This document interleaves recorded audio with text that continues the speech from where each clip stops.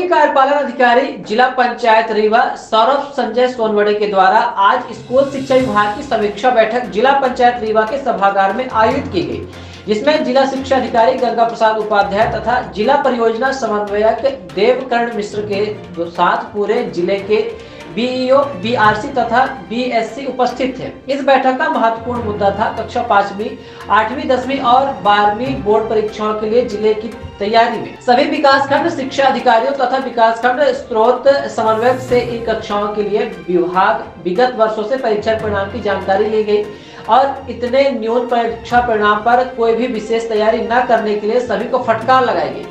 किसी भी बीईओ तथा बीआरसी ने अपनी सोच के आधार पर इस सत्र के परीक्षा परिणाम को ठीक करने के लिए कोई विशिष्ट योजना नहीं बनाई थी और न ही अपने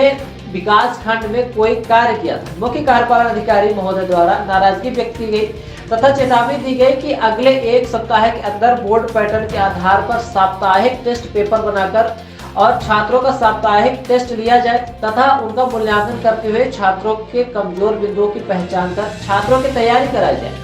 कक्षाएं संचालित की जाए। यदि आवश्यकता समझ में आती है तो विशेष कक्षाएं लगाकर छात्रों की तैयारी की जाए। विगत वर्ष में कक्षा 10वीं एवं 12वीं की परीक्षा परिणाम पर मुख्य कार्यपालन अधिकारी महोदय द्वारा बहुत अत्यधिक असंतोष व्यक्त किया गया और चेतावनी दी गई कि इस बार परीक्षा परिणाम यदि अच्छे नहीं हुए तो इसके लिए जिला शिक्षा अधिकारी, विकासखंड अधिकारी, जिला परियोजना समन्वयक तथा बीआरसी कार्यवाही के दायरे में आएंगे। इसलिए पूरी टीम को लगाकर इसकी तैयारी कराई जाए। विगत सितंबर महीने में स्कूल शिक्षा विभाग की बैठक जिला पंचायत ने ली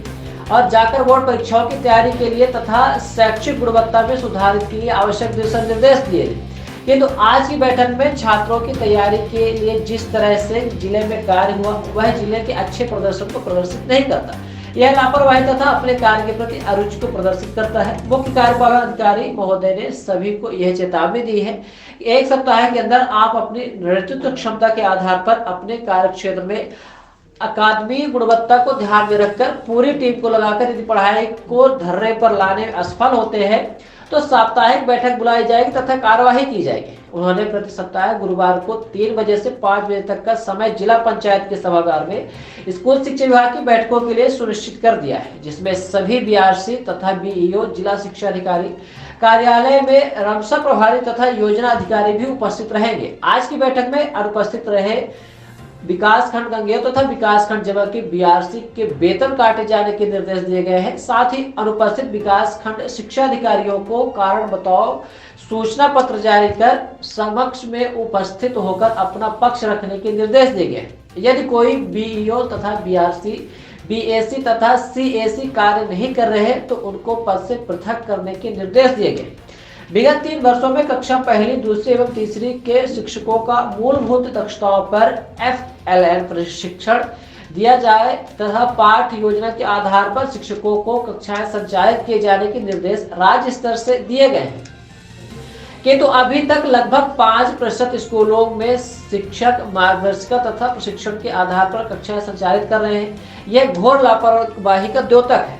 सभी बीईओ एवं बीआरसी को निर्देश दिए गए हैं कि ऐसी शालाएं जिनके प्रशिक्षण प्राप्त शिक्षक प्रशिक्षण के अनुसार कक्षाएं संचालित नहीं कर रहे,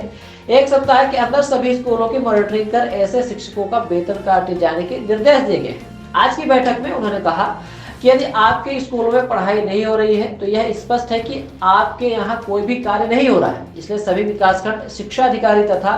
बीआरसी अपनी टीम के साथ स्कूलों में पढ़ाई की व्यवस्था को दुरुस्त करें और साथ ही इस वर्ष की बोर्ड परीक्षाओं की तैयारी में भी प्राचार्य,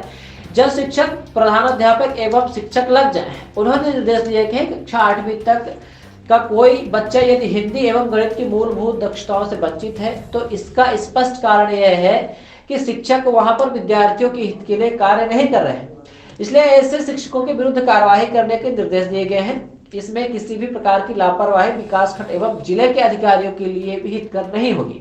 मुख्य कार्यपालन अधिकारी महोदय ने अन्य विभागों के जिला अधिकारियों की टीम बनाकर विद्यालयों की मॉनिटरिंग से प्राप्त रिपोर्ट के आधार पर विद्यालयों में पढ़ाई की स्थिति पर रिपोर्ट प्राप्त करने संबंधित निर्देश जारी करने को कहा है। सभी बीईओ एवं बीआरसी को यह संदेश दिया गया कि अपने कार्य क्षेत्र में अच्छे कार्य के लिए एक सकारात्मक वातावरण निर्माण के लिए आप अपनी भूमिका अदा करें।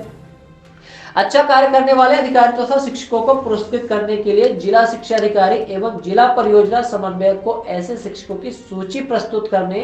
का निर्देश भी दिया गया है, जिससे अच्छा कार्य करने वाले शिक्षकों का मनोबल बढ़े। जिला शिक्षा केंद्र के सभी सहायक परियोजना समन्वयक अपने अपने विकास खंड के नोडल के रूप में काम करेंगे तथा विकास खंड की समस्त गतिविधियों के लिए जिम्मेदार होंगे।